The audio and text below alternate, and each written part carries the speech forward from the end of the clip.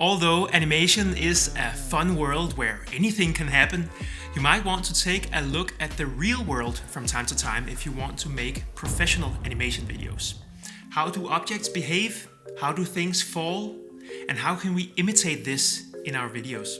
There's especially one move that kills me every time I see it, and I actually believe it has the potential to kill the entire professional feel of your video.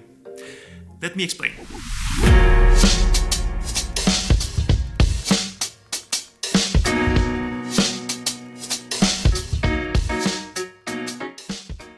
When I was running Webly, my animation agency, I was actually suffering from Imposter Syndrome. You know, doubting your abilities and feeling like a fraud.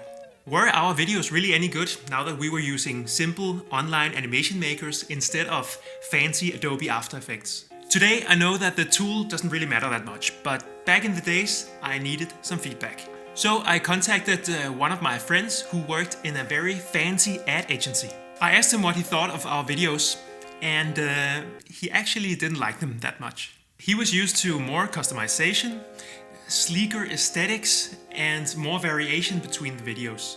We couldn't really do much about all that, but he said one thing that we could actually start doing immediately. He said that one specific feature was missing from the videos we created and in the tool we used: easing.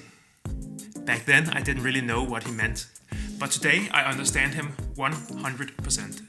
Let me explain what easing is first. In the real world, we have to play along with the laws of physics. These dictate that a falling object, for example, gradually accelerates until it reaches its top speed. It eases into top speed. Another example of easing could be a bicycle braking. It comes from top speed and then decelerates until it's at a standstill. It eases out of top speed. Pretty much anything with mass can't go from 0 to top speed in an instant. Why is this important for you as an animator? Because if you don't use ease in and ease out on the objects that would naturally do so, your animations will come off as basic and rough.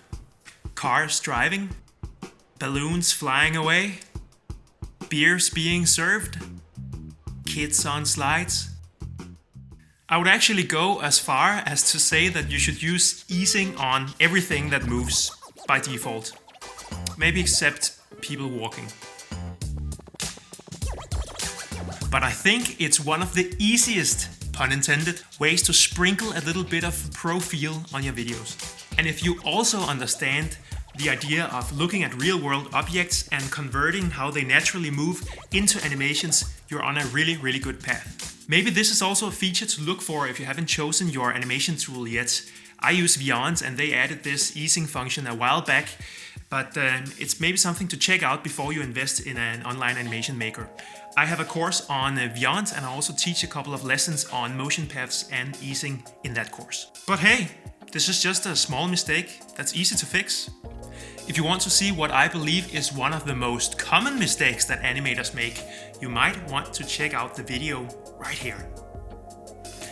Thanks for watching, take it easy, and I'll see you in the next one.